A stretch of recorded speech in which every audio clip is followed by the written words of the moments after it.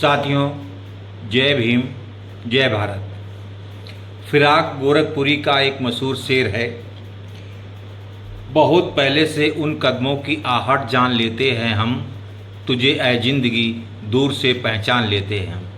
साथियों, आज बहुजन समाज की राष्ट्रीय अध्यक्ष, पूर्व सांसद, 4 बार उत्तर प्रदेश की पूर्व मुख्यमंत्री सुश्री बहन कुमारी मायावती ने बहुजन समाज पार्टी उत्तर प्रदेश उत्तराखंड की सामूहिक मीटिंग बुलाई थी, जिसमें प्रदेश, उत्तराखंड और उत्तर प्रदेश के सभी जिला अध्यक्ष, वामसेप संयोजक एवं वरिष्ठ पदाधिकारी शामिल हुए।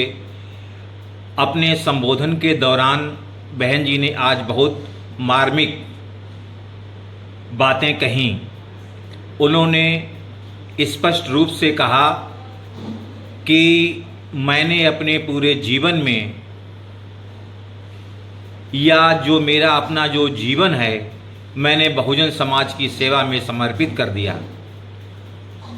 इसके साथ साथ उन्होंने जो बड़ी बात कही उसमें ये भी कहा कि मेरे जन्मदिन पर जो लोग मुझे कीमती तोहफे इत्यादि देते हैं, मैं वो ना ले करके उनसे आर्थिक सहयोग लेती हूँ, जिससे उत्तर प्रदेश कार्यालय के अतिरिक्त इस देश में बहुजन समाज पार्टी के अनेकों कार्यालय तथा विधानसभा और लोकसभा के चुनाव लड़े जाते हैं।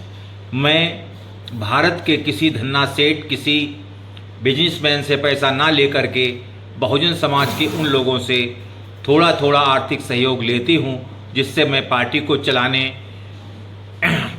हेतु सहयोग लेती रहती हूँ। साथियों, उन्होंने कहा कि मेरी मजबूरी है कि मैं जनसभाएं नहीं कर पा रही हूँ। उसका प्रमुख कारण ये है कि हमारे सामने आर्थिक समस्याएं हैं। जब हम कहीं सभा करने के लिए जाते हैं तो मुझे हेलीकॉप्टर या हवाई जहाज से यात्रा करनी पड़ती है, जिसमें काफ़ी खर्च होता है।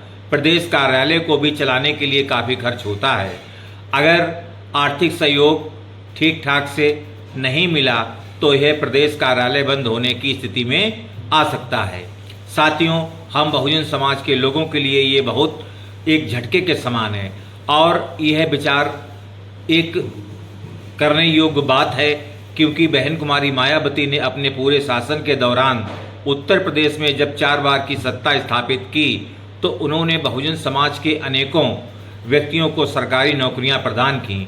जब सन 2007 से लेकर के 12 तक बहुजन समाज पार्टी की उत्तर प्रदेश में सरकार रही, उस सरकार के दरमियान 86,000 शिक्षकों की भर्ती, बैकलॉग के माध्यम से विभिन्न विभागों में भर्ती, उसके अतिरिक्त 41,000 पुलिसकर्मियों की भर्ती, उसके अतिरिक्त प्रत्येक गांव में एक सफाई कर्मी की भर्ती जैसे अनेकों कार्य किए। उसके साथ साथ उत्तर प्रदेश में बहुजन समाज के महापुरुषों, संतों और गुरुओं के नाम पर उन्होंने स्मारक बनवाए, ताकि आगे आने वाली पीढ़ियां वह हमसे सीखें। उन्होंने स्पष्ट रूप से कहा कि जो हमारी युवा पीढ़ी है, उस युवा पीढ़ी को यह मालूम होना चाहिए कि हमारे समाज में बहुजन समाज जो है, जिसमें खास तौर से SC, ST, OBC और माइनॉरिटी के लोग हैं, उन पर इस देश में किस प्रकार के जुर्म और अत्याचार किए गए। बहुजन समाज पार्टी एक ऐसी पार्टी है जो गरीबों की हितैषी है, आम लोगों की हितैषी है। खास तौर से SC, ST, OBC और माइनॉरिटी के हकों की लड़ाई लड़ती है। बहुजन समाज पार्टी बाबा साहब अम्बेडकर, मानवर कांसीराम, बहुजन समाज के महापुरुषों के सिद्धांतों पर चलने वाली पार्टी है। उन्होंने स्पष्ट किया कि मैंने अपना पूरा जीवन बहुजन समाज की सेवा में समर्पित कर दिया है। साथियों, बहन कुमारी मायावती का जो भाषण था वह बहुत मार्मिक था। हमें अब ये सोचना चाहिए कि आगे आने वाली पीढ़ियां हम उनको क्या दे करके जाना चाहते हैं। साथियों, आप सभी जानते हैं कि वर्तमान की जो भारतीय जनता पार्टी की सरकार है, उसकी विचारधारा किस प्रकार की है, जो कि SC, ST, OBC और माइनॉरिटी विरोधी है। मोदी सरकार ने अपने इस लगभग 9 वर्ष के शासन में देश में अनेकों सरकारी संस्थाओं का निजीकरण कर दिया है। उसके साथ साथ उन्होंने केंद्रीय विद्यालयों में अनेकों प्रवक्ता और प्रोफेसरों के जो पद हैं वो रिक्त हैं, जिनके स्थान पर संविदा पर अध्यापक नियुक्त किए जाते हैं। उसके साथ साथ ऐसे बहुत सारे काम जो थे उन्होंने ठेके पर या संविदा पर दे दिए और उन्होंने इन कामों से अपनी दूरी बना ली। इसका सीधा असर SC ST OBC के लोगों को जो रिप्रेजेंटेशन अर्थात रिजर्वेशन के माध्यम से सरकारी नौकरियों में आरक्षण प्राप्त था, वो उसका लाभ अब हमको नहीं मिल पाएगा।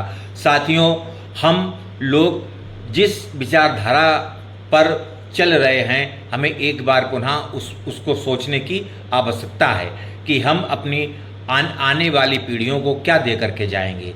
यही कि जब सरकारी नौकरियां होंगी नहीं तो हमारे बच्चों को जो है नौकरी देगा कौन? जब हमारे स्कूल, अस्पताल और अन्य विभाग जब होंगे नहीं तो हमारे जो वर्ग के जो बच्चे हैं उनको नौकरी देगा कौन? उनसे काम करवाएगा कौन? इसीलिए साथियों, मैं आप लोगों से इस वीडियो के माध्यम से कहना चाहता हूं, यदि आप SC ST OBC और माइनॉरिटी से हैं तो आप लोगों को बहुजन समाज पार्टी को कुछ ना कुछ आर्थिक सहयोग देना चाहिए। आप जो भी सहयोग देंगे वो बहुजन समाज पार्टी के लिए एक बहुत बड़ा सहयोग होगा, जिससे हमारी पार्टी की इस पूरे देश में मूवमेंट होगी और बाबा साहब अम्बेडकर, मानवर कांसीराम, बहुजन समाज में जन्मे अनेकों महापुरुषों के विचारों को आगे बढ़ाने, आगे ले जाने का काम किया जाएगा। साथियों, ये लड़ाई सिर्फ किसी एक व्यक्ति की नहीं, ये लड़ाई पूरे समाज, पूरे समुदाय की है और हमें इस लड़ाई को लड़ना है, इस कारवां को रोकना नहीं है।